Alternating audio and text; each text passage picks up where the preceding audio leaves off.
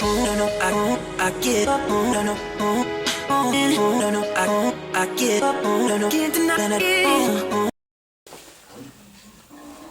allons prendre notre Bible dans le livre de Jean, chapitre 1er. Nous allons introduire une nouvelle série. La série qui va être traitée, elle dit avec moi le pouvoir. Tu ne le dis pas bien, hein? Le pouvoir de devenir enfant de Dieu. Amen. Ou le pouvoir d'être enfant de Dieu. Dis avec moi le pouvoir d'être enfant de Dieu. Encore une fois, le pouvoir d'être enfant de Dieu. Jean chapitre 1er à partir du verset 12. D'accord? C'est la référence de cette nouvelle série. Mais je vais lire un peu plus haut, à partir du verset même 1er. Amen. La Bible dit, au commencement était la parole, et la parole était avec Dieu. Et la parole était Dieu. Elle était au commencement avec Dieu. Toutes choses ont été faites par elle. Et rien de ce qui a été fait n'a été fait sans elle. En elle était la vie, et la vie était la lumière des hommes. Est-ce que tout le monde y est? Yes. La lumière, lui, dans les ténèbres, et les ténèbres ne l'ont point reçu. Il eut un homme envoyé de Dieu. Amen. Il eut un homme envoyé de Dieu. Son nom était Jean. Il vint pour servir de témoin, pour rendre témoignage à la lumière, afin que tous crussent par lui. Il n'était pas la lumière, mais il parut pour rendre témoignage à la lumière. Cette lumière était la véritable lumière qui, en venant dans le monde, éclaire tout homme. Amen. Elle était dans le monde, et le monde a été fait par elle. Amen. Et le monde ne l'a point connue. Verset 11. Elle est venue chez les siens, et les siens ne l'ont point reçue. Verset 12. Mais à tous ceux qui l'ont reçue, à ceux qui croient en son nom, elle a donné le pouvoir de devenir enfants de Dieu, lesquels sont nés non du sang, ni de la chair, ni de la volonté de l'homme, mais de Dieu. Amen. Acclame Dieu pour sa parole. Amen. Ayez l'habitude de plonger vos regards dans la parole de Dieu. Et ayez l'habitude de prendre plaisir à lire la Bible. La Bible est plus qu'un simple livre qui est condensé d'écrits. C'est un livre spirituel. C'est pour ça que, au-delà même de toute la technologie, habituez-vous à poser vos regards dans ce qui est manuscrit. Il y a une vie dedans. C'est un livre vivant. La Bible dit dans Hébreux chapitre 4, la parole est une épée à double tranchant. Elle est vivante. Dis avec moi, elle est vivante. Elle est vivante. Donc plus tu la lis, plus elle travaille à l'intérieur de toi. Plus tu la côtoies, plus l'esprit de la parole fait un travail dans ton cœur. Amen. Amen. Celui qui ne pose pas ses regards aussi longtemps dans la parole de Dieu, je connais quel genre de vie il aura. Il aura une vie ballottée ça et là. Amen. Mais celui qui veut fortifier son âme, celui qui veut fortifier sa marche chrétienne, il est obligé de s'associer avec la vie de la parole. Ici, voici une lecture très merveilleuse de l'apôtre Paul qui écrit de manière prophétique les premiers vers du livre de Jean. Il commence à décrire celui qui est venu sur la terre il y a plus de 2000 ans parlant de Jésus-Christ, il le décrit comme étant d'abord la parole qui était avec Dieu, qui était Dieu, et par qui toute chose a été faite. Il décrit que cette parole était même la véritable lumière qui, en venant dans le monde, éclaire tout homme. Et il déclare que Jean a rendu témoignage, mais il n'était pas celui qui devait être la lumière, mais il a dû être là pour rendre témoignage à la lumière. Et cette lumière, la Bible dit que elle est venue dans le monde, est la première des choses. Quand elle est venue dans le monde ne l'a pas reçue. Le monde n'a pas accepté cette lumière. Elle est venue même chez les siens en parlant du peuple d'Israël. Parce qu'il est né dans une famille israélite. Il est né dans une famille juive. Elle est venue même chez les siens. Même chez ceux qui disent qu'ils priaient Dieu. Chez ceux qui disent qu'ils ont eu l'héritage d'Abraham. L'héritage de Moïse. Cette parole qui était venue l'accomplir. Ils ne l'ont point reçue. Amen. Et la Bible termine en disant, mais à tous ceux qui l'ont reçu, dis avec moi, à tous ceux qui l'ont reçu, à tous ceux qui ont cru en son nom, la parole qui est la lumière, qui est Jésus-Christ, la Bible dit que elle a donné le pouvoir. Dis avec moi, le pouvoir. Le pouvoir. Quand on parle de pouvoir, on veut parler d'une capacité surnaturelle. D'une habilité que quelqu'un n'avait pas, mais que quelqu'un te donne, que tu reçois, que tu possèdes, qui te donne le pouvoir de faire certaines choses. Si la Bible dit elle a donné le pouvoir d'être enfant de Dieu, laissez-moi vous dire, c'est que depuis le commencement, personne n'était enfant de Dieu. Est-ce que quelqu'un me comprend? Amen. Si la Bible dit qu'elle a donné le pouvoir à ceux qui l'ont reçu, à ceux qui ont cru en son nom, de devenir enfants de Dieu, donc c'est qu'avant, ils étaient quoi? Souvent, c'est un abus de langage. Tout le monde dit, je suis enfant de Dieu. Nous sommes tous enfants de Dieu. Laisse dire à ton voisin, arrête de parler ainsi. Amen. Tout le monde n'est pas enfant de Dieu. Amen. Nous sommes tous de la création de Dieu, mais tout le monde n'est pas enfant de Dieu. Enfant de Dieu, c'est un privilège. Enfant de Dieu, c'est une position qui nous a été donnée parce que nous avons accepté et reçu la parole qui est Jésus-Christ. Donc, depuis Adam jusqu'à Jésus, personne n'était enfant de Dieu. Tous ceux que tu admires dans l'Ancien Testament, tous ceux que tu admires, tu penses qu'ils sont la fin de ta foi, la Bible te dit, de tout cela, personne n'était reconnu enfant de Dieu. Et laissez-moi vous dire, encore un verset qui le prouve. Quand vous lisez Jean 3,16, on dit Dieu a tant aimé le monde qu'il a donné pas l'un de ses fils. Est-ce que c'est ce qui est dit? Non. Est-ce que la Bible a dit que Dieu a donné l'un de ses fils? Non. Est-ce que la Bible a dit qu'il a donné parmi ses fils? Non. Il a donné son fils unique. Donc Dieu, tu veux dire que même tous ceux qui sont là-bas, ils ne sont pas tes enfants alors? Non. Quand Dieu parle d'enfant, il te parle d'une position qu'il te donne à son niveau. Tous ceux qui étaient dans l'Ancien Testament étaient de la création de Dieu. Dieu pouvait les bénir. Dieu pouvait agir dans leur vie. Mais enfant de Dieu, c'est une position élevée. C'est une position divine. C'est une position qu'aucun être n'avait occupée sur la terre. Même Adam, s'il était le fils de Dieu, la Bible aurait dit, Dieu a tant aimé le monde qu'il a choisi entre Adam et Jésus. On est d'accord? Si Dieu dit fils unique, c'est que il est l'unique. Il n'y en a pas d'autre. Même Adam, lorsqu'il a été créé, il devait être le fils de Dieu. Mais il devait recevoir la parole qui est la vie, qui est la lumière, qui était imagée comme on avait vu autrefois par l'arbre de la vie.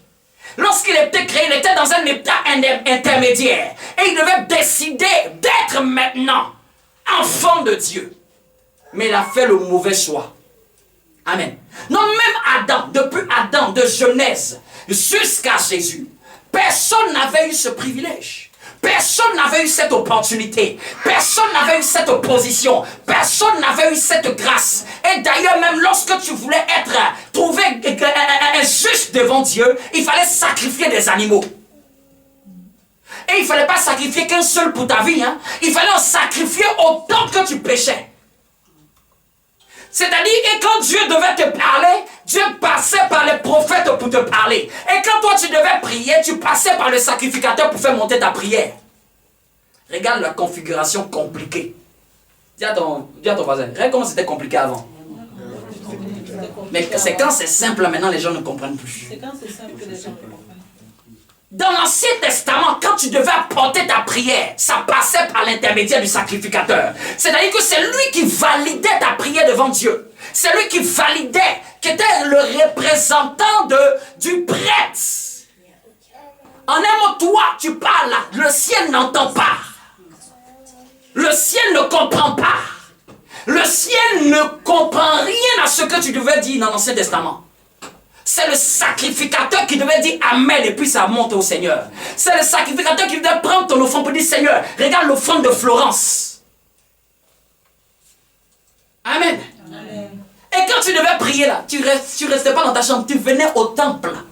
Même les Éthiopiens qui avaient reçu le Dieu des Juifs là, se déplaçaient chaque année pour quitter l'Éthiopie jusqu'à Jérusalem. Pour venir adorer. Il y avait un seul lieu d'adoration. Jérusalem. C'est-à-dire que l'adoration était dans un lieu physique. Tu ne pouvais pas adorer dans ta chambre comme tu le fais maintenant. Tu ne pouvais pas adorer Dieu dans ton quartier, dans ton salon comme tu le fais maintenant. Avant, tu voulais adorer Dieu, tu vas à la montagne de Dieu. C'est là-bas où Dieu se trouve, ni chez toi, ni dans ta maison, ni même en toi. Et Dieu même ne te parlait même pas. Quand il devait te parler, il passait par un ou un qui était un prophète qui venait te donner la directive de Dieu. Même l'Ancien Testament, on le prenait, on le lisait, les gens ne le gardaient même pas. Mais dans le temps où Dieu nous a donné maintenant l'héritage d'être enfant de Dieu. Dis avec moi, c'est un privilège d'être enfant de Dieu. Peut-être tu ne le sais pas, hein, mais c'est ce que je veux t'apprendre. Maintenant, nous qui sommes enfants de Dieu, la Bible dit que maintenant, ce ne sera ni sur cette montagne, ni là où vous allez adorer. Mais l'adoration va se faire maintenant en esprit. En vérité, amen. Là, maintenant, il n'y a aucune personne qui est un intermédiaire entre toi et Dieu. Il a déchiré le voile et le mur de la séparation. Amen. Maintenant, ce n'est plus une coutume qui nous rend juste devant Dieu. C'est le sang de Jésus une fois pour toutes. Amen. Qui est versé.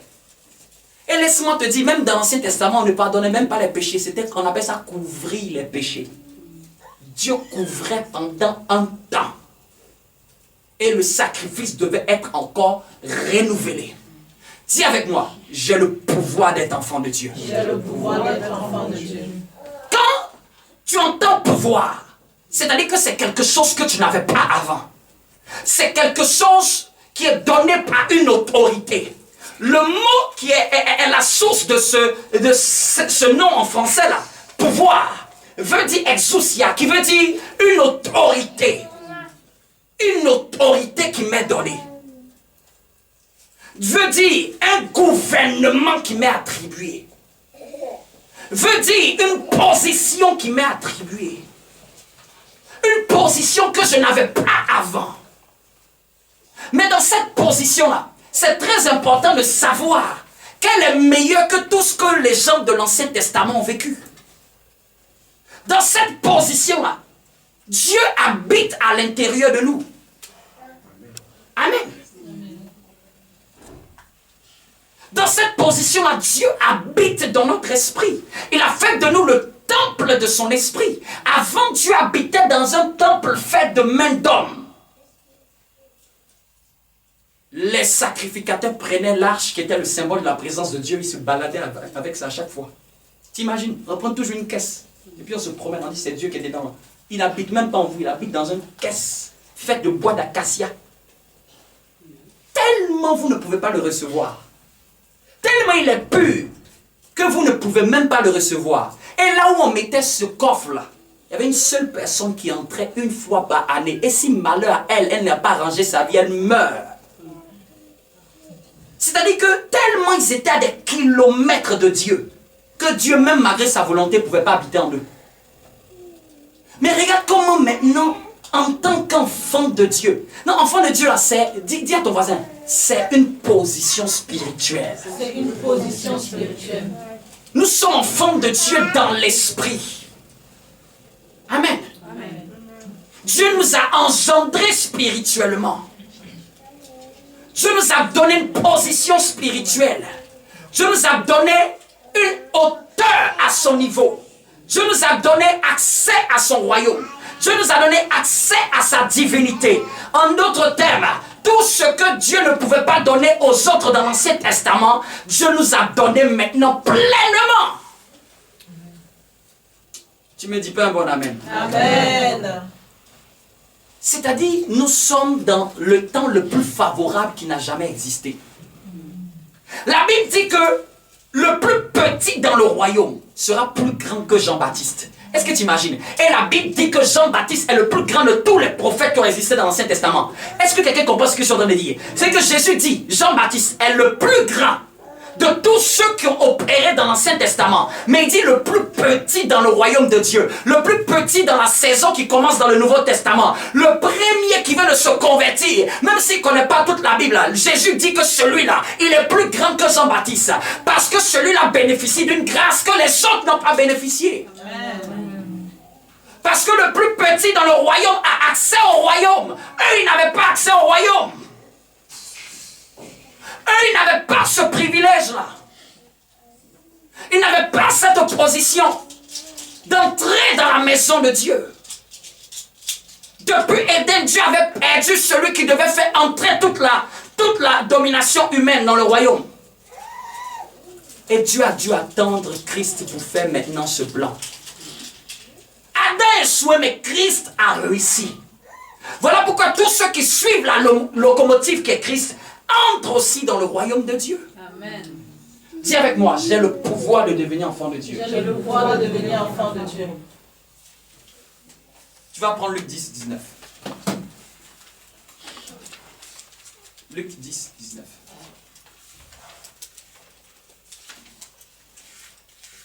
C'est un verset que nous connaissons. La Boshaya. Kalabasete. Luc 10, 19. Il dit, voici, je vous ai donné le pouvoir de marcher sur les serpents et sur les scorpions et sur toute la puissance de l'ennemi. Et qu'est-ce qu'il dit après? Est-ce qu'il a dit un peu pourra vous nuire? Non. Rien. Tu es sûr qu'ils ont bien imprimé ta Bible? Est-ce qu'il a dit vous pouvez marcher sur les serpents, c'est pas grave, sur les scorpions, mais un peu va pouvoir vous nuire? Non. Rien. Rien. Rien. Dis à ton voisin, c'est rien qui est écrit. Il faut lui dire, qu'est-ce que tu mets à la place de rien? Tu lui donnes trop d'importance. Qu'est-ce que tu mets à la place de rien? Si tu donnes trop d'importance à rien, la Bible te dit que rien ne pourra te nuire. C'est-à-dire que rien, c'est-à-dire même ce qui s'appelle rien, ce qui même ne porte rien comme nom. La Bible dit que le pouvoir que tu as reçu de Dieu, la Bible n'est pas en train de mentir. La Bible te dit la vérité. Bien aimé, vous devez comprendre que il y a ce qu'on appelle la vérité, il y a ce qu'on appelle la réalité. La vérité, c'est ce que Dieu dit. La réalité, c'est ce que Satan sait faire. Satan peut influencer la réalité. Quand je parle de la réalité, le monde environnant. Satan même peut influencer une sensation dans ton corps. Mais ce qu'il est en train de faire s'appelle la réalité. La réalité ne change jamais la vérité. Ce qui demeure éternel, ce n'est pas la réalité, c'est la vérité. On peut changer la réalité par la vérité, mais on ne peut pas changer la vérité par la réalité. Quelqu'un ne m'a pas bien compris. J'ai dit, on peut influencer ton monde physique, mais on ne peut pas influencer ton monde spirituel. Parce que ton monde spirituel est influencé par la vérité de Dieu. Amen. Donc souvent, Satan peut influencer même ton corps. Même cette réalité-là, tu ne dois pas y croire. Tu dois croire en la vérité, on ne croit pas à la réalité. La réalité est modifiable, transformable. Mais la vérité est immuable, éternelle, pour l'éternité. Elle ne change pas, elle ne dépend pas des saisons, elle laisse ce qu'elle est, qu'il pleuve, qu'il neige, que ça soit bon ou pas, la vérité reste la vérité. Et c'est pour ça qu'ils ont dit, vous connaîtrez la vérité. Et c'est la connaissance de cette vérité qui va vous rendre libre. Amen. Vous allez connaître cette vérité. Non, le problème qui empêche les gens d'être libres, ce n'est pas ce qui se passe dans ta réalité. Ce n'est pas la grandeur de ton problème, ni la grandeur de ta difficulté, ni ce qui se sent dans ton corps. Le problème, c'est de connaître la vérité au sujet de cette réalité. La connaissance va te libérer de cette réalité. La réalité vient du diable. Celui qui règne dans la réalité, c'est le diable. Mais celui qui règne dans la vérité, c'est Jésus-Christ. Et Jésus-Christ détient le pouvoir sur la réalité. Jésus-Christ peut changer la réalité. Amen. La vérité de Dieu. Non, même quand tu regardes tes yeux là, tu vois les Égyptiens en train de courir. Mais il faut t'attacher à la vérité qui dit, je vous emmènerai dans une terre promise. Amen. Même si tu ne vois pas encore l'eau en train d'être séparée, tu sais que ce que Dieu a dit est ce que Dieu a dit. Et après, Dieu dit à Moïse, regarde les Égyptiens que vous voyez, vous ne les verrez plus. Ils sont dans la réalité, mais dans la vérité, vous ne les verrez plus. Ils sont là devant vous, ils vous effraient, mais vous ne les verrez plus. Quand Dieu te parle, il te parle toujours dans la vérité. Amen. C'est pour ça que les gens ont du mal à comprendre. Dieu dit, mais je ne vois pas. Dieu t'a pas dit de marcher par la vue. Hein. Alléluia. Dieu t'a dit de marcher par la foi. La vue, c'est le domaine de la réalité. La foi, c'est le domaine de la vérité. Amen. Dieu t'a jamais dit de marcher par la vue. Pas parce que... Est-ce que tu sais, tu peux être là. Même un jour, il y a un pasteur que je connais, qu'on connaît, qui rend le témoignage. Un jour, il allait faire ses examens. Et il fait examen. Il est en bonne santé, on lui dit tu as un cancer. Et quoi? Le diable peut modifier la réalité. C'est que tu peux être enfant de Dieu. Et puis quelque chose se passe autour de toi. Faut jamais que ça t'ébranle. Jamais! Si quelque chose doit t'ébranler, c'est quand on va venir te dire que tout ce qui est écrit dans la Bible, c'est faux. Faut pas... Et puis il y a des chrétiens souvent qui se disent hey, mais comment je prie et puis ça m'arrive? C'est parce que tu ne comprends pas comment les choses fonctionnent. Il est pasteur d'une grande église. Il dit il a fait diagnostic médical. Cancer. Maintenant le diable va venir dire regarde, tu pries non? Tu pries non? Tu pries. Et quand tu ne comprends pas comment fonctionnent les choses, tu ne comprends pas ta position d'enfant de Dieu, tu commences à douter. Ah Seigneur, tu m'as abandonné. Ah Seigneur, tu m'as délaissé. Ah Seigneur, tu m'as oublié. Comment est-ce possible? Moi qui donne mon offrande, moi qui donne ma dîme. Dieu te dit, hé, mon enfant, quel que soit ce que tu vois, la vérité reste la vérité. Par ces maîtrisures, vous êtes guéris. Ça ne change pas. Amen. Ça ne change pas. Et ce n'est pas parce que tu vas prier que ça va changer. C'est-à-dire que Dieu, quand il a écrit sa vérité, là, il n'a pas tenu compte de toi. Il a tenu compte de lui. Amen. Donc, si toi tu es en train de stresser, Dieu ne stresse pas. Toi tu es en train de pleurer, Dieu ne pleure pas. Toi tu es en train de t'alarmer, Dieu n'est pas en train de s'alarmer. Il va dire, qu'est-ce que j'ai dit dans la vérité? Dans le passé, allez revoir. Qu'est-ce qui était dit dans la vérité? Dans le code légal du ciel. Dans la constitution de mon royaume. Dans la constitution de ma patrie céleste. Parce que c'est là qu'on connaît les véritables enfants de Dieu. Est-ce qu'ils connaissent le code céleste? Est-ce que tu connais la constitution de ta patrie céleste? C'est là qu'il prend la parole. Il est écrit par ses maîtres, nous sommes guéris. Et même c'est conjugué même au passé. Et puis il dit réalité. Tu es un menteur.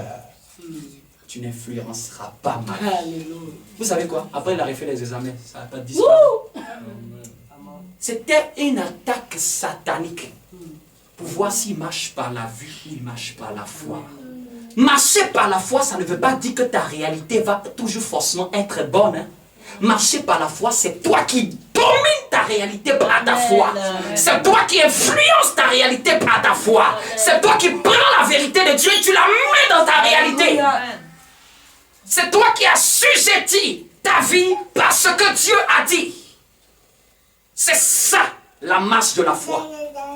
Marcher par la foi, ça ne veut pas dire que tout va être rose. Ceux qui ont de grandes foi, ce n'est pas ceux qui n'ont pas de problème. C'est ceux qui, malgré les problèmes, arrivent à imposer la vérité de Dieu. Arrivent à imposer le concept de Dieu. Arrivent à imposer ce que Dieu a dit. Arrivent à imposer tout ce qui est à eux dans le royaume de Dieu. Dis à ton voisin, la réalité n'est pas la vérité.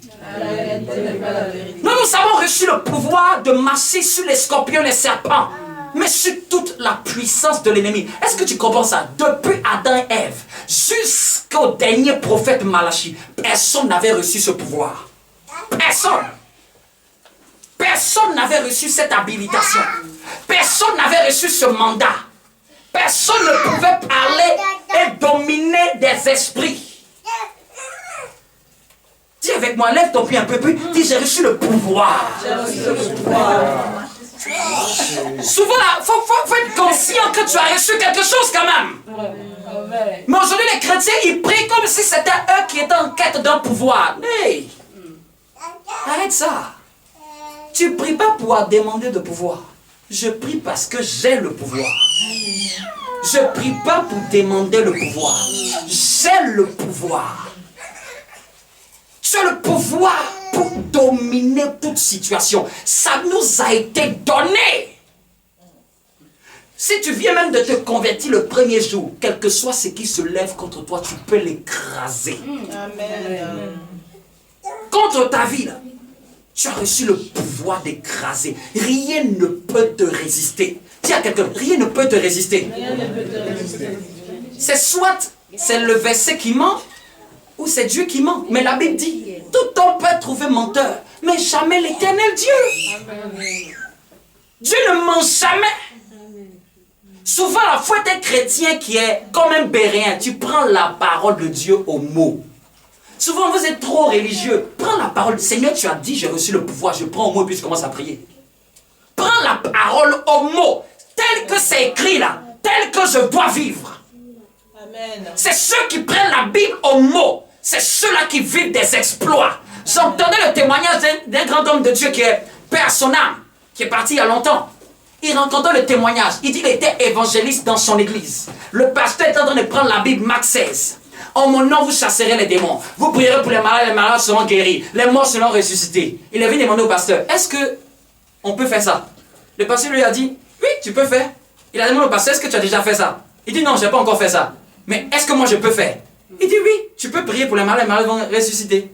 Et guérir, les malades vont guérir, les morts vont ressusciter. Vous savez ce qu'il a fait? Il a pris son vélo. Je te parle de quelqu'un il y a longtemps. Hein? Il a pris son vélo. Il a commencé à chercher à toutes les portes. Il y a quelqu'un qui est mort ici? Est-ce qu'il y a quelqu'un qui est mort ici? Je vous parle sérieusement. Est-ce qu'il y a quelqu'un qui est mort ici? Il a pris la Bible au mot. Est-ce qu'il tape dans la maison, il dit pendant 1 heure. Est-ce qu'il y a quelqu'un qui est mort? Attends, la Bible ment ou la Bible ne ment pas? Donc il a tapé. Est-ce qu'il y a quelqu'un qui est mort? S'il y a quelqu'un qui est mort, on peut faire. Il a trouvé, maintenant quand il a trouvé là, il dit il a pris l'enfant. Il a prié, rien. Il a prié, rien. Il a rien dans la Bible. Il dit que Jésus, quand il est rentré, il a fait sortir tout le monde. Il dit aussi, sortez, tout le monde sortez. Il a fait la même chose comme Jésus a fait pour la fille de Jairus.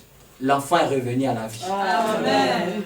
Et vous savez quoi? Il dit qu'il n'avait aucun diplôme, aucune estime. Il était juste un jeune dans l'église. Il est venu dire au pasteur, hey, ça marche le verset que tu as donné. Comment tu as fait? Mais je fais seulement comme j'ai dit. Comme on a dit. Souvent pour vivre la foi, il faut être comme un enfant. Tu ne réfléchis pas trop. Tu ne penses pas trop. Tu ne calcules pas trop. Pour la réalité, tu peux calculer. Mais pour la vérité, on ne calcule pas. Amen. Si tu dois manger à midi, calcule. Tu dois prendre le transport, calcule. Mais quand il s'agit de la parole de Dieu, on ne calcule plus. Amen. Et c'est souvent l'amalgame. Les gens pensent que non, il faut mettre son cerveau dans l'eau. Quand c'est pour les choses de l'humanité là, assieds-toi et réfléchis, planifie, organise, structure, pense. Pour les choses humaines, on doit faire le culte. On s'assoit, on réfléchit. Comment on va organiser? Comment on va mettre tel matériel? Ça, c'est pas la foi qui fait ça. Mais quand il s'agit maintenant d'opérer par la foi, quand il s'agit de faire intervenir Dieu dans l'humain, on ne pense plus, on croit. Et c'est tout, point barre. Un homme de Dieu disait, je crois ce que Dieu dit et c'est tout. Rien d'autre. Rien d'autre. Est-ce que je peux vous donner encore un autre verset? Amen. Dis avec moi, j'ai reçu le pouvoir. J'ai reçu le pouvoir. Donc, quel que soit ce qui t'apparaît dans le rêve, quel que soit ce que tu peux ressentir dans ton corps, douleur ou mal ou maladie, faut commencer à lui parler. Tu commences à m'énerver. Je viens de savoir que j'ai le pouvoir. Amen. Tu commences à l'écraser chaque matin. Amen. Mais tu es là, tu ne parles pas, tu dis rien. Puis aussi, il va dire, ah, voici un locataire qui a signé un bail avec moi, qui dit rien. Je squatte et je dis rien. Vous avez vu, il y a des squatteurs, vous n'avez jamais vu en France, les gens, ils vont squatter. Il ne faut rien dire, ils vont rester. Il y a des choses dans la vie, là. Il faut prendre tes responsabilités. Amen. Ça suffit, il faut que ça change. J'en ai marre d'avoir marre. Souvent, Dieu permet même que tu sois pressé jusqu'à ce que le meilleur sorte de toi. Amen. Dis avec moi, j'ai reçu le pouvoir. J'ai reçu le pouvoir. Et rien ne pourra me nuire. Rien ne pourra me nuire. Même la sorcellerie ne peut pas te nuire. S'il doit te faire l'enseignement comme à l'école, s'il te dit à quel niveau se trouve la sorcellerie, se trouve au dernier plan. Sur au moins 7 hiérarchies, elle est au dernier. Et c'est de ça que les gens ont peur. Le dernier. Celui qui est le cafard du monde satanique. Celui qui est le larbin. Celui que tout le monde jette pour dire va faire tes sales besognes à toi. Même si tu ne manges pas, tu n'as même pas l'argent, tu ne veux pas que quelqu'un ait son CP, toi tu es trop bête, vas-y. C'est-à-dire que même le diable dit, vous êtes trop bête. C'est que toi tu n'as même pas la nourriture. Mais tu es contre le fait que l'enfant du voisin ait son brevet. Et tu es prêt à lui faire du mal. Tandis que toi-même tu ne manges même pas. C'est-à-dire que même le diable dit, ce mal-là, c'est des foutaises chez nous. Prenez ça au dernier plan, au dernier championnat. C'est-à-dire que vous n'avez pas besoin de prospérer, mais vous faites le mal quand même. Prenez. C'est que même pour faire ça, il faut être le dernier chez Satan. Il faut être bas jusqu'à l'extrême. Il faut n'avoir aucune ambition. Non, tu vois le monsieur là dans sa case, il n'arrive même pas à manger, il est pauvre, même il est malade. Mais tout ce qui le dérange, c'est juste son cousin ou son neveu, il ne veut même pas qu'il ait le certificat primaire. C'en a vu, tu vois ça, tu vois la personne à 9 fois, elle fait le certificat primaire. Et puis on te dit que c'est la sorcellerie qui l'a bloqué. Ah! Juste pourquoi? Parce que je ne veux pas qu'il passe au collège. Il va aller en ville. Non, tu veux qu'il reste au village. Parce que s'il va en ville, c'est comme s'il va percer. Va demander aux gens qui sont en ville. Non, c'est une sorcellerie qui attaque même une pauvreté de bassesse, quoi. Rien ne pourra te nuire. Regarde quelqu'un derrière, se dit lui, est-ce que tu sais que rien ne pourra te nuire? Rien ne sait que rien ne pourra me nuire. Même quand la mort se lève, tu lui dis, c'est pas encore mon temps, j'ai pas encore fini ma destinée. Retourne là où tu es. Non, même le roi Ézéchias, le prophète Ésaïe, je vous dis, le roi Ézéchias, le prophète Ésaïe vient lui dire de la part de Dieu, prépare ta maison, tu vas bientôt mourir. Il a changé la prophétie de Dieu. À cause de sa foi. Dieu, il honore la foi. Tu n'as pas idée. Dieu peut changer son planning à cause de ta foi. Regarde, Jésus partait guérir la fille de Jaïrus. Il a changé son planning parce qu'une femme de foi touchait le pan de sa robe. Jésus a changé son planning. Il voulait se déplacer dans la maison du centenier romain. Mais il a changé son planning. Au lieu de se déplacer, il a parlé. Dis à quelqu'un, rien ne pourra te nuire. Dis-lui de quoi tu as peur. De quoi tu as peur? Que ce soit toi qui te lèves dans la nuit et tu poursuis les gens pour ramasser tout ce qu'ils ont volé. Que ce soit toi qui poursuis pour dire, hey, vous avez volé quoi à qui? Donnez ça ici. Amen. Ramenez ce que vous avez volé. Que le diable regrette que tu sois chrétien. C'est-à-dire qu'il s'asseye, qu'il pleure. Pourquoi tu es devenu chrétien? Tu as commencé à connaître qui tu es. Le diable n'a pas peur des gens seulement qui crient, qui chantent. Le diable a peur de ceux qui ont la révélation de leur identité. La révélation de leur identité. Qui savent comment fonctionnent les choses spirituelles. Aujourd'hui, il y a des gens qui se laissent conduire par le corps, les désirs du corps. Dieu ne nous a pas appelés à être dominés par ça. Il y a des gens qui se laissent conduire par les penchants de leur âme. Les envies, tout ce qui est émotionnel, tout ce qui est intellectuel. Mais Dieu nous appelait à être conduits par ce qui touche l'esprit. Ceux qui bougent par l'esprit sont plus élevés que les deux autres. Amen. Il y a des gens qui bougent par le corps, c'est-à-dire qu'ils sont influencés que par les désirs de leur corps. Il y a des gens qui sont influencés que par les désirs de leur âme. Mais les hommes qui sont de Dieu, les enfants de Dieu, eux ne bougent pas seulement par leur âme, ils bougent par le Saint-Esprit. Je dis, ils bougent par le Saint-Esprit. Et tous ceux qui bougent par le Saint-Esprit ont le dessus sur le corps et sur l'âme. Amen. Aujourd'hui, les gens vont faire développement personnel pour être bien dans leur âme. Tu ne peux pas lire la Bible, puis Dieu ne va pas développer personnellement ton âme. C'est-à-dire, toujours on va vouloir t'engorger. Non, il ne faut pas trop stresser, apprendre à gérer ton stress. C'est avec le Saint-Esprit, j'ai arrêté de stresser. Il y a des meilleurs remèdes, les gens se fatiguent. Viens, j'ai te faire conférence, comment apprendre à gérer ton stress. Dis-lui, j'ai le Saint-Esprit, celui qui me donne la paix éternelle. Vous savez pourquoi on est à la recherche de ces choses? C'est parce qu'on n'a pas compris les vertus que ça quitte d'abord dans l'esprit, ça descend dans l'âme. Ça ne quitte pas dans l'âme pour remonter, ça quitte dans l'esprit. La paix est déjà dans l'esprit et j'ai juste besoin de laisser la paix se manifester dans mon âme. Amen. Aujourd'hui, les gens font conférence, comment vaincre la peur? C'est avec le Saint-Esprit j'ai appris à vaincre la peur. Vaincre le stress. Non stress. Tiens ton voisin, pourquoi tu stresses? Demande à ma femme, elle donc stress. Tu es stressé pourquoi? Elle veut se casser, je suis là, je regarde, ça s'est cassé, si tu veux, il faut crier toi seul. Ça ne me dit, I don't care. C'est tombé, c'est brisé, c'est cassé. Même l'argent s'est perdu, I don't care. Ma vie, c'est pas ça. Est-ce que vous comprenez? Quand ta vie, là, elle est trop par les choses, je t'ai dit, même si tu veux, la chose, le verre n'a qu'à se casser. Même s'il veut toute la rangée de la bibliothèque, du verre n'a qu'à se casser toi-même. Il a dit Amen, on va remplacer. Mais il y a quelqu'un qui a commencé, comment? Qui a commencé à crier? Comment est-ce possible? Seigneur, mon cher. Toi, tu es en train d'agiter. Le diable est en train de te bousculer par les choses. Tu perds l'argent, tu commences à être triste. Qu'est-ce qui s'est passé? Il a perdu 50 euros. Il a perdu 50 euros. Il a perdu 50 euros. Seigneur, comment je vais faire? Il a perdu 50 euros. Oh, et puis toute ta journée gâchée à cause de 50 euros. Le diable t'a eu. Je m'en fous pour tout ce qui est du monde là. Si ça doit venir déranger ma foi, je laisse ça à l'extérieur. Amen. J'ai tellement ma paix que je veux la garder. Le problème, vous avez la paix du Saint-Esprit, mais vous ne la gardez pas. Quelqu'un t'a dit quelque chose, ça t'a fait mal. C'est pas grave. Tu parles mal de moi, c'est pas grave. Pourquoi moi je vais m'offusquer? Si tu t'offusques, tu es en train de dire que c'est toi qui veux te défendre. Ah oui.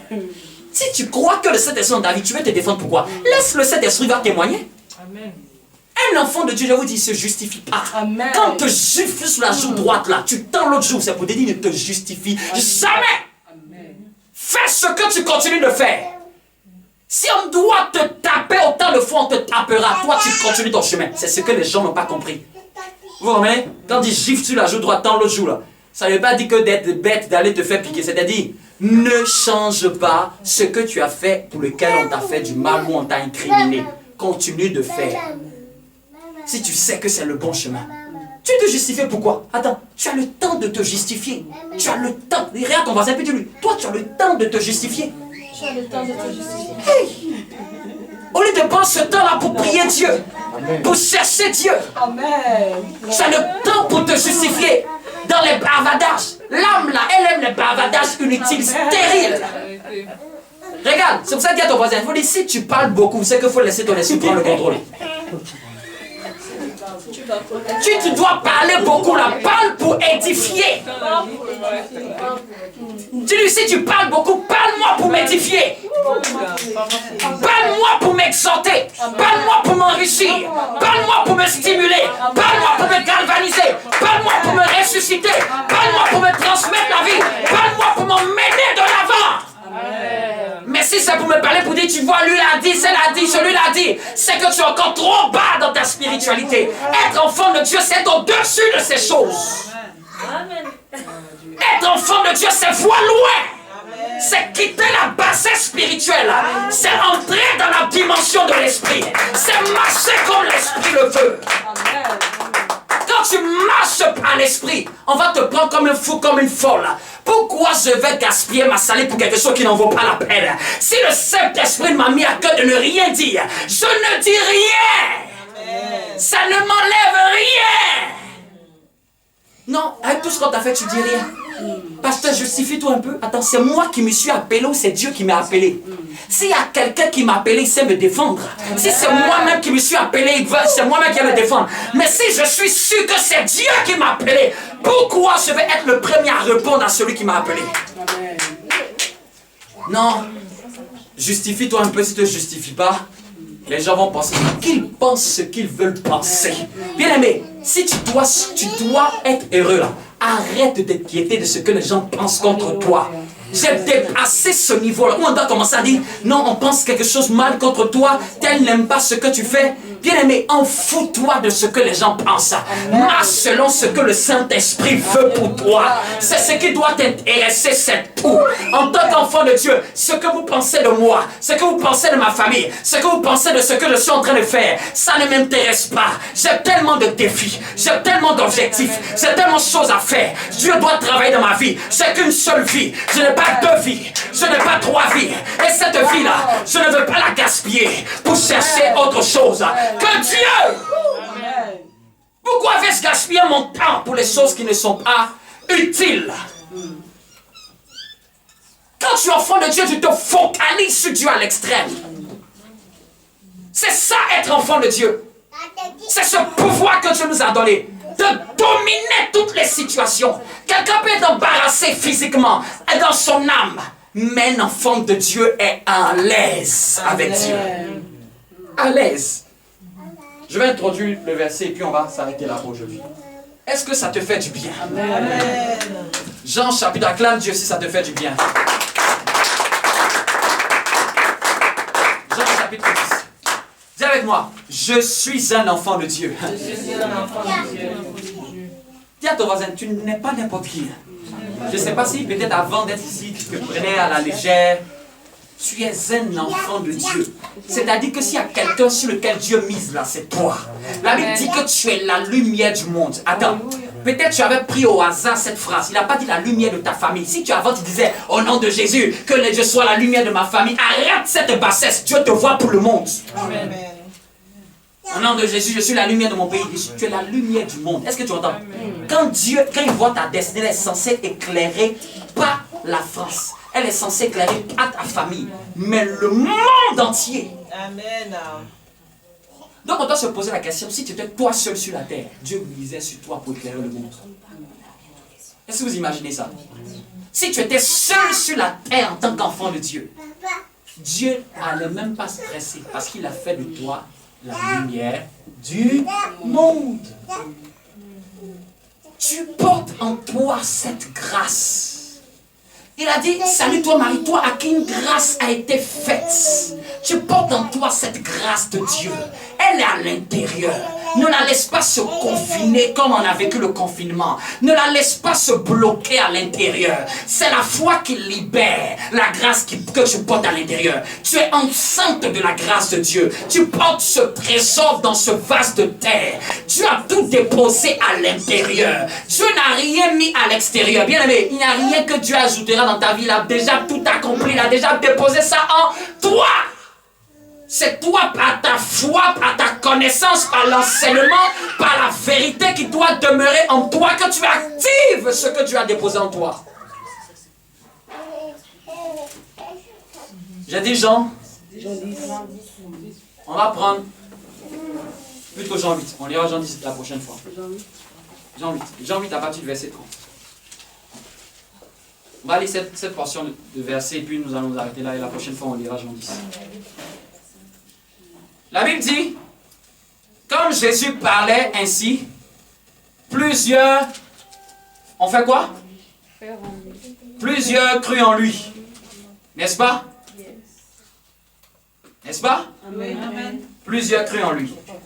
Mais regardez ce qui se passe au verset 31. Donc, il y a beaucoup de gens, quand ils ont cru en Dieu, ils se contentent. Oh Seigneur, je crois en toi. Mais regardez Dieu, regardez Jésus. Il sait que plusieurs ont cru en lui. Mais regardez ce qu'il dit au verset 31. Il dit aux Juifs, ici il n'est pas en train de parler à ceux qui ont douté. Hein? Il dit aux Juifs qui avaient quoi? Qui avaient quoi? Donc, ici, en train de préciser à qui va s'adresser cette parole, n'est-ce pas? Il n'est pas en train de parler aux Juifs qui ont douté de lui. Il est en train de parler aux Juifs qui ont cru en lui. Je te pose la question, est-ce que tu as cru en Dieu? Hein? Et regarde ce qu'il dit à quelqu'un qui a cru en lui. Si vous demeurez dans ma parole, vous êtes vraiment mes disciples. Waouh! Donc Jésus, on a cru en toi, ça ne suffit pas. Oui, c'est ça ton problème. Tu es chrétien, bien, j'ai cru en Jésus. J'ai cru en Dieu. Non, je crois en Dieu, je crois en Jésus. Tu es baptisé, confirmé. I don't care. C'est trop petit, c'est trop bas. C'est trop insuffisant. C'est trop insuffisant. Amen. Trop insuffisant. Il dit, si vous demeurez dans ma parole, c'est là que vous allez être vraiment quoi? Donc, avant vous qui avez cru là, vous êtes quoi? Si vous êtes vraiment mes disciples après avoir demeuré dans la parole, c'est que vous êtes quoi? Vous êtes encore de faux disciples. Si quelqu'un te dit vraiment mes disciples, c'est qu'avant tu es un faux disciple. Tu es en train d'imiter, tu n'es pas encore vrai. Et c'est ça aujourd'hui qui fait que les gens ils n'arrivent pas à manifester leur nature. Tu t'arrêtes à seulement j'ai cru, j'ai cru, j'ai cru. Ici, il parle à ceux qui ont cru. Si vous demeurez dans ma parole, je te montre le moyen pour déployer ce que tu as reçu de Dieu. Si vous demeurez dans ma parole, dans d'autres versions, si vous êtes attaché. Non, crois là, c'est trop petit. C'est le premier pas de l'escalier. C'est bien, mais ça ne suffit pas. Baptisé, confirmé, j'ai cru, j'étais baptisé hier, en 2015. Mais regarde, tu peux avoir cru et puis tu es malmené. Tu peux avoir cru et tu es ballotté comme si le diable te prend pour faire ping-pong. Et puis on ne comprend pas, mais Seigneur, j'ai cru en toi. Il t'a donné le deuxième pas de l'escalier. Si vous demeurez dans ma parole, c'est une condition. Et c'est là que les chrétiens, ils ne vont plus là-bas. Et c'est pour ça que tu vois que ta foi est tiède. Ta foi, elle est faible. Parce que tu as cru, mais tu n'as pas poussé le niveau. Quand tu crois, tu es croyant. Mais quand tu demeures dans la parole, tu deviens disciple vraiment. C'est les disciples qui font les exploits avec Dieu. Pas ceux qui croient. Même le voleur dit, Seigneur, Dieu merci, on ne m'a pas attrapé. Même un voleur, il dit, Dieu merci, on ne m'a pas attrapé. Et que lui-même, il croit en Dieu. Même la Bible dit que les démons croient en Dieu et ils en tremblent. Donc, croire là, c'est bien. Mais dis à ton voisin, va en profondeur. Et c'est ça qui manque à l'église de Dieu. D'aller en cette profondeur, ils vont s'attacher à la parole. La parole doit habiter en toi. Quand tu dors, c'est la parole. Tu rêves, c'est la parole. Tu te lèves, c'est la parole. Quand même tu dois rendre, tu rends la parole. Quand tu dois parler, tu commences à parler des verbes de la parole. J'avais un ami, là, il a pris la conjugaison au passé simple, il aime beaucoup la Bible. Nous fûmes, nous eûtes. À force que... C'est que... Même qu'il commence à te faire des blagues, il te fait des blagues avec des versets. Tu sais quoi? Moi, j'aime ce genre de personne. Je préfère quelqu'un qui a tellement une attache à la parole que toute sa vie est contaminée par ça. Quand on veut manger que des plats traditionnels à la main, il commence à dire « J'exerce mes doigts à la bataille ». Donc, quand on était tout jeune là, c'est pas lui que j'ai su que ce verset était dans la parole de Dieu. J'exerce ma main au combat. Parce que quoi? Il s'attache à ce verset. Il fait de ce verset-là un élément pratique dans sa vie. Mais si la parole de Dieu, c'est simplement juste dimanche, je te dis, tu veux réussir. Ne te contente pas de dimanche de lire la Bible. Sinon, je sais que tu vas être limité. Tu ne vas pas avoir d'impact. Tu veux que ta vie explose avec Dieu. Montre à Dieu que tu es engagé 2 fois plus. Montre à Dieu que tu dévores la parole. La Bible, tu vas la lire dans toutes les versions. Tu manges la Bible. Et ça habite en toi. Le diable n'a pas peur de ceux qui croient. Hein. Regarde, depuis que tu as cru, il y a combien de fois tu as invenu dans ton rêve? Hein? Est-ce que ça l'a arrêté? Non. Tu as cru, hein? Mais ils viennent encore. Pour te dire qu'il n'a pas peur de Dieu. Même Jésus a fait 40 jours. 40 jours, tu t'attends à voir qui? Après avoir fait 40 jours. Dis-moi, tu t'attends à qui? Dis-moi. Maintenant, envoie Satan. Ah! Comment ça? 40 jours, ils sont défaits. Rakaya, Rababa, 40 jours. Je m'attends à voir un ange. Je m'attends à voir une vision. Ouais. Je m'attends à voir une visitation. C'est un gars là, il vient se balader. Si tu es fils de Dieu. Si à Jésus, ça s'est passé. Pour te dire qu'il ne faut pas blaguer avec ces choses spirituelles. Il ne faut même pas blaguer. Si Jésus qui était 100% Dieu, 100% homme, après 40 jours, c'est le diable qui l'apparaît. La Bible a cité 3 tentations, mais la Bible n'a pas cité tout ce qui a été fait. Et j'ose croire que le diable a tenté plus que ça. Et ça, c'est le récit de ce que nous avons marqué. Oui, quand tu lis là, il fait tenter par Satan pendant 40 jours, mais tu vois qu'on ne cite que 3 parties. Mais on comprend qu'en fait, c'était une tentation à outrance. Pour vous dire que ce gars-là, c'est un embrouilleur. Si tu n'es pas ferme dans ton élan, là, il va t'embrouiller dans ta foi. Si tu n'es pas ferme dans ton élan, tu vas être une femme vierge, aller à la rencontre de l'époux, mais tu vas t'endormir sans huile. Oui, tu peux être vierge, sainte de Dieu. Tu vas à la rencontre de l'époux, mais tu ne le rencontres pas parce que l'embrouilleur t'a embrouillé. T'a empêché d'avoir l'huile dans ton vase. Est-ce que quelqu'un me comprend? Lève-toi et acclame Dieu pour cela. Acclame bien Dieu.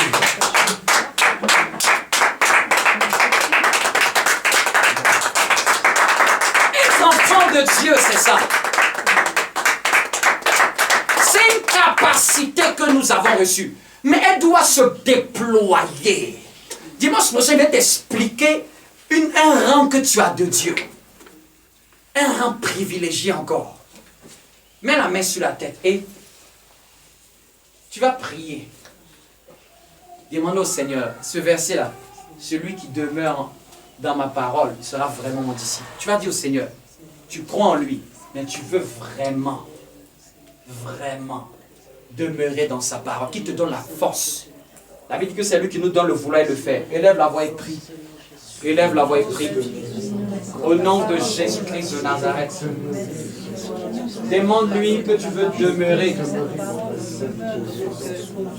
Tu veux demeurer dans la parole. Qui te donne la force.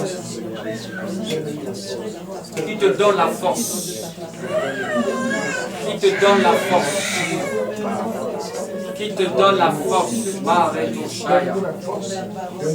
Seigneur, donne la force à tes enfants de demeurer dans ta parole afin d'être de véritables disciples. Tu as dit que si vous demeurez dans ma parole, vous serez vraiment mes disciples, papa. Je prie que tu accordes. Bien-aimé, prie bien, prie bien, prie bien, prie bien. Demande au Seigneur de t'accorder cette capacité, de t'accorder cette force, d'aller en profondeur. Tu as reçu le pouvoir. Rien ne peut t'arrêter. Rien ne peut te dominer. Rien ne peut te ralentir. Tu peux te ressaisir. Tu peux te relever. Tu peux te redynamiser. Tu peux te reprogrammer. Tu peux te réorganiser. Rien ne peut t'arrêter. Rien ne peut t'arrêter. Rien ne peut t'arrêter. Tu es capable de prendre le bon chemin. Tu es capable de reprendre la pente. Tu es capable de repartir à nouveau. Tu es capable. Ne dis pas que quelque chose peut t'arrêter. Tu as reçu le pouvoir. Rien ne peut te stopper. Rien ne peut te stopper. Rien ne peut te stopper. Tu es un enfant de Dieu. Tu es un enfant de Dieu. Rien ne peut t'arrêter. La maladie ne peut pas t'arrêter. Aucun problème ne peut t'arrêter. Tu as reçu le pouvoir de Dieu. Tu as reçu le pouvoir de Dieu. Tu es enfant de Dieu. Tu es né de Dieu. Tu es de la race de Dieu. Tu portes les gènes de Dieu. Tu n'es pas n'importe qui. On peut attaquer tout le monde et le vaincre. Mais toi, on peut t'attaquer. Mais on ne te vaincra pas. On ne te vaincra pas. Je décrète qu'on ne te vaincra pas. Je déclare qu'on ne te vaincra pas. C'est ton partage. Tu es né pour régner. Tu es un enfant de Dieu. Tu es né pour dominer. Tu es un enfant de Dieu. Tu es né pour évoluer. Tu es un enfant de Dieu. Tu es né pour percer. Tu es un enfant de Dieu. Rien ne peut te surpasser. Quel que soit le Goliath, tu le fais tomber. Tu es un David. David de ta génération. Tu es un Gédéon. Gédéon de ta génération. Tu es un Joseph. Joseph de ta génération. Oui, tu es capable d'aller plus loin que tes pères. Tu es capable de faire plus. Tu es capable de faire 2 fois plus. Tu n'es pas limité. Arrête de te limiter mentalement. Arrête de te limiter psychologiquement. Arrête de te limiter émotionnellement. Même si tu as perdu quelque chose, tu es capable de retrouver plus que ça. Même si tu n'as pas eu tout ce que tu voulais, tu es capable d'ouvrir encore des portes pour cette saison. Même si l'année dernière, ça n'a pas marché comme tu voulais, tu es capable de changer cette saison de ta faveur. Tu es capable de changer. Prends conscience de qui tu es. Tu es un enfant de Dieu. Prends conscience de qui tu es. Tu es un enfant de Dieu. Prends conscience de qui tu es. Tu n'es pas n'importe qui. Tu es plus grand que ceux qui sont dans ce monde. Tu portes le trésor de Dieu en toi. Tu as le Saint-Esprit avec toi. De qui as-tu peur? De qui aurais-je crainte ici-bas? Qui peut me faire peur? Qui peut me faire peur? C'est toi qui dois marcher dans la paix. C'est toi qui dois marcher dans l'assurance. C'est toi qui dois donner la paix aux autres. C'est toi qui dois donner l'assurance. C'est toi qui dois relever des murs. C'est toi qui dois restaurer des vies. C'est toi qui dois prier pour les gens. C'est toi qui dois déployer la vie qui est en toi. Ne reste pas comme un dominé. C'est toi qui domine. C'est toi le prince sur le cheval. C'est toi le prince sur le cheval. C'est toi le prince sur le cheval. Ce poste que tu vises, tu peux l'avoir. Cette compétence que tu vises, tu peux l'avoir. Tu peux l'acquérir. Tu peux te former. Tu peux te réformer. Tu peux encore établir tes compétences en toi. Ne regarde pas ton âge pour limiter tes capacités. Ne regarde pas ton âge pour limiter tes capacités. Tu es capable de faire plus que ça. Moïse était appelé à 80 ans pour faire un ministère de 40 ans. Tu n'as pas encore 40 ans. Tu n'as pas encore 50 ans. Tu es capable de faire plus. Tu es capable de faire plus. Acclame très bien le Seigneur. Parce que le message, Dieu veut relever ta tête. Il veut relever ta tête et ton estime personnelle. Il veut plus que tu te vois comme un dominé. Il veut que quand tu te tiennes ici à Nation Sainte là, tu n'as peur de rien. Amen. Rien. Il veut que quand tu te tiennes à Nation Sainte là, tu marches avec assurance. Amen. Si un Goliath, tu dis c'est moi qui vais le faire tomber. Amen. Il veut que tu aies de l'audace. Amen. Il veut que tu aies de l'audace. Amen. Il ne veut pas que tu sois limité. C'est pour ça que ce message est donné par Dieu. Nous te rendons toute la gloire. Nous te rendons toute la gloire. Amen.